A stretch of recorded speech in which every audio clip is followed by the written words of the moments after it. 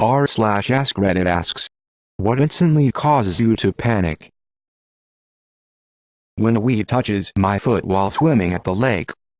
I had something glide past my leg while swimming in a lake in NC, but I just thought it was my cousin's leg, then realized everyone I was with was on the boat. So I swam as hard as possible to that boat and stayed there for the rest of the time. I saw what it was: white, slimy, long, which is why I thought it was a leg, but it definitely was not a fish, and so I freaked. The sound a cat makes right before vomiting. In your bed. At 2 a.m. While you were sleeping soundly. Someone texting me, "Can we talk?" Makes me instantly think what I did in the past few days that might have prompted that message. Waking up to the sun instead of my alarm on a weekday. Edit. Thanks for gold. P. Oh my god, I definitely know that feeling. I have no windows in my room, in basement, so when I would wake up randomly I wouldn't know if it was morning or still night, so it was extra panicky for me. Police lights or sirens. It, I'll just completely forget how to drive asterisk. Sending a screenshot to the person you screenshotted. Just say, "What did you mean when you said this?" Problem solved. When the combat music starts but you don't know where the enemy is. Didn't System Shock do this on purpose? Just randomly switching between combat music and relaxing. Physical anxiety symptoms. I can handle anxiety up until the point that my symptoms express themselves physically, at which point I can no longer cope. Right? Because that's when other people asterisk will see asterisk. For me it's shaky hands. I can handle the nerves, the crazy heart rate, the sweating, but once it gets to shaking, it's game over for me. Being in an overcrowded area where personal space is non-existent, and you're just getting jostled and bumped constantly. Ooh, I already commented mine, but this is a good one. My anxiety cannot handle that. I still feel bad for keeping my brother, my dad, and I from skating because it was a teenager's birthday party at the rink. When I can't get my seatbelt off after a roller coaster, lol. When the roller coaster safety bar is loose, and no seatbelt. Not being able to breathe. This is the worst. My mom died from emphysema COPD, which means she basically suffocated to death. Her lungs swelled with fluid and only had 1/4 of one lung working towards the end. So every time I get a cold and cannot breathe out of my nose, I think of how bad she suffered for years compared to my couple days. Being able not to breathe from a cold is horrible, but knowing I could have the same fate as my mother because I smoke is terrifying. Trying to at least cut back on cigs now and hopefully will quit one day soon. Not knowing where my phone is. That stomach drop feeling. Seeing my work email populate with a bunch of unread emails as soon as I open my computer in the morning. I feel you. Especially when you entered your email into some random site and the next day you have 50 emails from them. A knock on my door. I'm more like, WTF, call first, or only.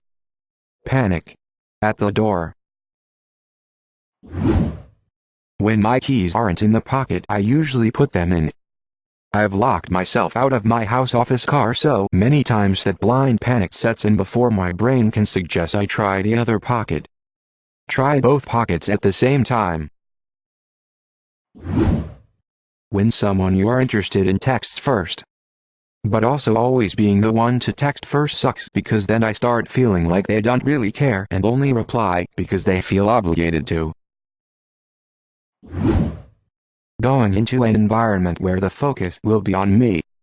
Before I enter, I always just stop and take a deep breath, sometimes even chuckle a little.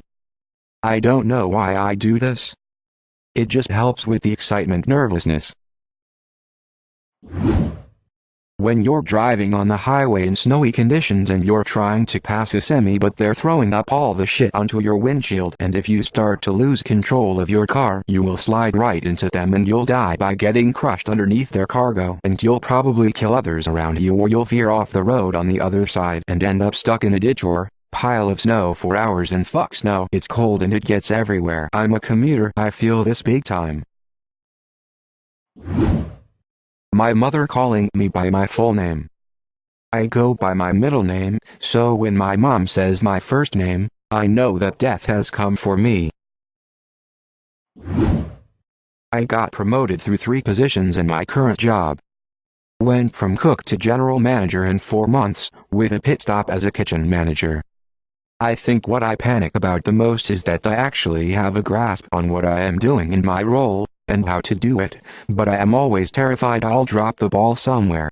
I lay awake wondering if my team is being supported, if the deposit slips are filled out correctly, or if I am mismanaging and too green to realize. Confined spaces. Fuck that shit.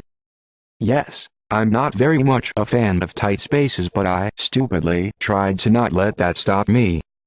I went caving with a friend and I got stuck in worst possible way. Somehow I had my hands tucked down towards against my chest and couldn't get them up to grab on and tug myself forward in the passage. Suddenly I was acutely aware of the thousands of tons of rock and dirt that pressed towards me from all sides, and how hopelessly my feeble attempt at getting free was.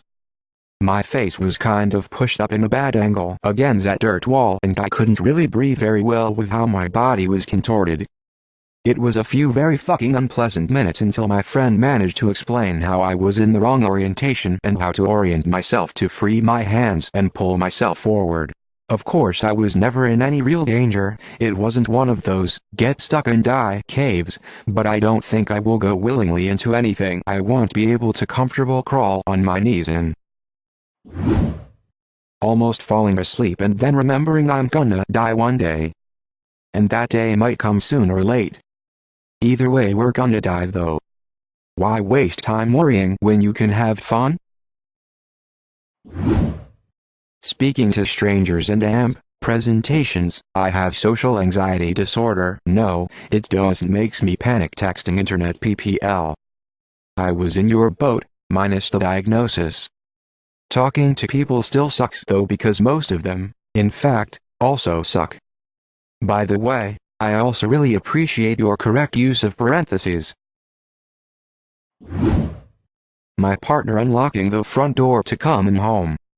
Nothing about him but the condition formed from my mom coming home and me realizing I hadn't taken in the washing, defrosted dinner, etc. like she asked. Disappointed mom is the worst. Being cornered, even accidentally. I like to have my back to a wall, but if you accidentally corner me by placing yourself in my line of exit while talking to me, then I'll go into EGFO mode. If you do it accidentally but you're not giving me any sort of attention, it's not as bad and I can usually just move. Also works for diner seating and buses and generally any place with corners and people. My BF is the same way, but he spent many years in prison. It's gotten somewhat better, but he still has to sit with his back to the wall no matter where we are. If something has changed suddenly before I have time to react, such as plans I've made suddenly combust before my eyes, etc. Once I had a breathing tube removed, and I was yelled at, breathe, breathe, but I couldn't muster the strength to breathe. I wanted to yell back, I would, if I could. But I couldn't talk, and couldn't open my eyes. A siren or any kind of warning sound, an automated voice makes me uneasy. Sirens scare me half to death. I don't know why they scare me so much, but I can't get over that fear. I'm the same way, especially after the false missile alert we experienced. Exposure therapy has helped me a lot. Just listening to the sounds and seeing that things are still okay, the world isn't ending,